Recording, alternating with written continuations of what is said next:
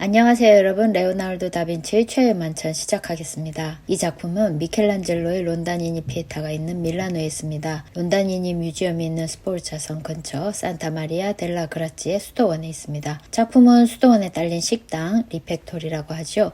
이전에 수도사들이 식사를 하던 규모가 큰 식당 벽에 그려졌습니다. 그러나 레오나르도가 작품을 제작할 당시는 리펙토리가 식당으로 사용되지 않았습니다. 그저 벽 장식을 위해 주문한 거죠. 제가 대학 시절 방문했을 때 기억으로는 살짝 짧은 회랑을 거치고 마치 세차하는 것처럼 먼지를 털어내는 바람존을 지나 리펙토리로 들어갔었던 것 같아요. 들어가서 마주한 걸작 제 만찬은 많이 아쉬웠습니다. 이 부분 나중에 이야기하기로 하고 우선 작품을 볼까요? 최후의 만찬 어떤 장면인가요? 아시는 것처럼 예수 그리스도가 십자가형에 처해지기 전에 12제자와 함께하는 그야말로 마지막 식사 장면이지요.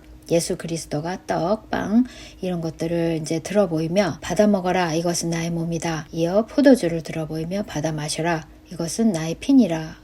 했던 간단히 설명하면 이런 장면입니다. 그러니 교회나 성당의 식당에 그려지기에 적합한 장면이지요. 함부로 음식을 탐할 수 없겠죠. 식탐을 경계하고 금욕과 절제를 강조하기 좋습니다. 인류의 구원을 위한 거룩한 희생은 물론이고요. 그래서 과거 중세부터 르네상스에도 즐겨 그려지던 주제입니다. 그런데 이 장면 단지 만찬 장면이 아니잖아요. 나의 살, 나의 피 라고 하기 전에 너희 중 하나가 나를 팔 것이다 라는 엄청난 사건을 예언하는 자리이기도 합니다. 자, 이런 장면을 그려달라고 주문이 들어온 겁니다. 전성기 르네상스의 절정을 이루었던 천재화가 레오나르도 많은 고민, 연구를 합니다. 어떻게 그릴 것인가 하나하나 해갑니다.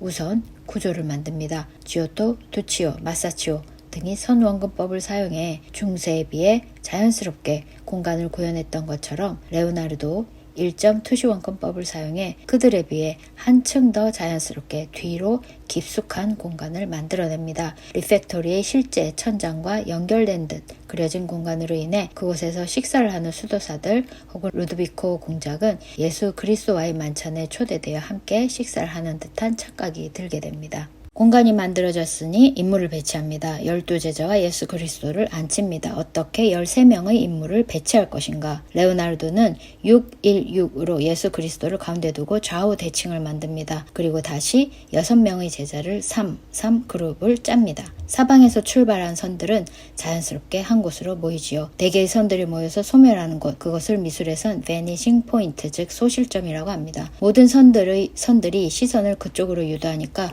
처음 그림을 보게 되면 소실점에 가장 먼저 눈이 가게 되어 있습니다. 벽이나 천장을 보지 않지요. 그곳에 가장 중요한 인물 누굽니까? 예수 그리스도가 위치하도록 합니다. 공학적 구조, 메커니즘적으로 그렇게 될 수밖에 없게 한 겁니다. 예수 그리스도의 삼각구도가 이루는 양팔의 선도 이러한 구조를 공고히 해줍니다.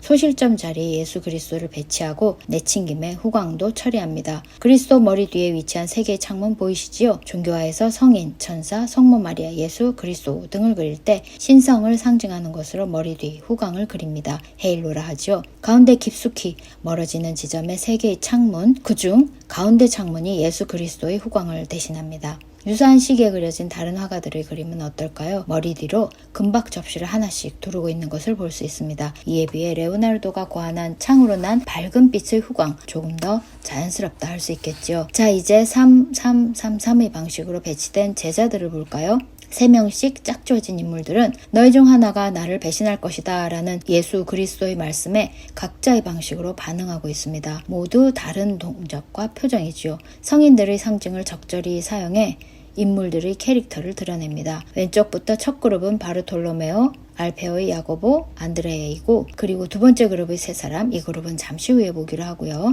예수 그리스도, 독려하는 제자들과 달리 평온함을 유지하고 있습니다. 이어 세 번째 그룹은 도마, 큰 야고보, 필립입니다. 오른쪽 검지손가락을 들고 있는 인물 도마입니다. 부활한 예수를 믿지 못해 십자가형에 처해질 당시 생긴 상처에 손가락을 넣어서 확인했던 도마, 그를 의미합니다. 그리고 마지막 그룹 마테, 다데오, 시몬입니다. 자, 다시 전체 그림입니다. 두 번째 그룹의 세 사람, 그려진 머리 순서로 유다, 베드로, 사도 요한입니다. 카롯 유다, 은하 30에 예수 그리스도를 팔아넘긴 인물이지요.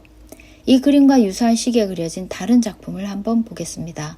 유다, 찾으셨어요? 따로 나와서 앉아있죠. 한눈에 알아볼 수 있게 배치했습니다. 레오나르도가 작품 제작을 위해 사전 스케치했던 자료를 보면 그도 역시 유다를 그리스도 맞은편에 두고 있음을 알 수 있습니다. 대체로 이런 위치에 두는 것이 당시 방식이었으니까 이렇게 해도 별다른 문제가 없습니다. 그런데 따로 두는 방식을 택하지 않았습니다. 모든 인물이 식탁 위쪽으로 배치되어 있죠. 어디에 어떤 모습으로 유다를 그릴까? 복음서에 보면 너희 중 한 사람이 나를 팔리라 하고 이어서 나와 함께 그릇에 손을 넣는 그라고 유다를 암시합니다. 그리고 26절에 가면 내가 떡 한 조각을 적셔다 주는 자라고 하죠. 자, 레오나르도에게는 세 가지 옵션이 있는 겁니다. 1. 원래 전해오는 방식대로 그리스도 앞자리에 따로 배치하거나 2.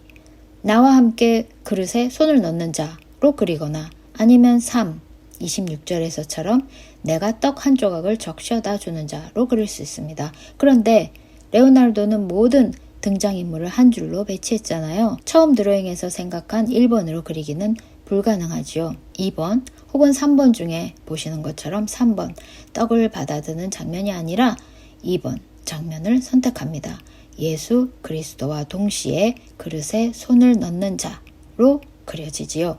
그의 손에는 예수를 팔고 받은 돈 은하 30을 의미하는 돈주머니가 쥐어져 있고 빛과 소금의 소금그릇을 엎어버리기까지 합니다. 다른 제자들에 비해 머리선이 낮고 다른 제자들과 달리 조명을 받지 못한 어두운 얼굴로 묘사되었습니다. 레오나르도가 다른 인물들은 이리저리 적합한 모델을 구해 완성했는데 가장 모델을 찾기 힘든 인물이 유다였습니다. 어떻게 그릴 것인가 고민하며 밀라노 외곽의 빈민가 보르게토를 수차례 방문했다 합니다. 그저 복음에 존재하는 유다가 아니라 인간 유다를 상상해보고 어떤 모습을 하고 있을지 연구했던 거지요. 그러다 보니 하루 이틀 시일이 지체되고 단 한 부분도 그리지 못하고 공치는 일이 잦아집니다. 완성을 고대하는 수도원 원장 입장에선 일 안 하고 시간만 축내는 레오나르도가 탐탁지 않았습니다. 왜 그리 빨리 그리지 않으냐며 다그치던 수도원 원장에게 레오나르도는 모델을 찾고 있는 중인데 정 없으면 당신을 유다로 그리면 되겠다고 응수했다 하지요. 그렇게 완성된 유다. 레오나르도는 보는 사람이 유다를 쉽게 찾을 수 있도록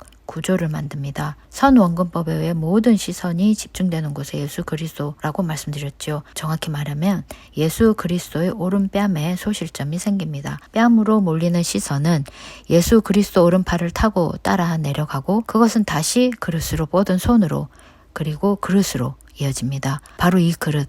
같은 그릇을 향해 반대 방향에서 손을 뻗은 이가 유다인 거죠. 유다로 시선이 연결됩니다. 참 레오나르도 감탄하지 않을 수 없습니다. 하나 더 이 중요한 순간을 목격하는 인물이 있는데 큰 야고보입니다. 놀라서 양팔을 벌린 야고보의 시선이 향한 곳 그리스도의 오른손입니다. 예수 그리스도와 유다의 손이 한 그릇으로 향하는 것을 보고 놀라서 팔을 뻗은 것인지 아니면 그리스도의 말씀에 놀라 팔을 뻗은 와중에 그 장면을 보게 된 것인지는 정확히 알 수 없습니다. 야고보의 시선에 대한 언급은 기존 연구에서 찾아보지 못했습니다. 이 부분은 제 의견이니 이견이 있을 수 있음을 말씀드립니다.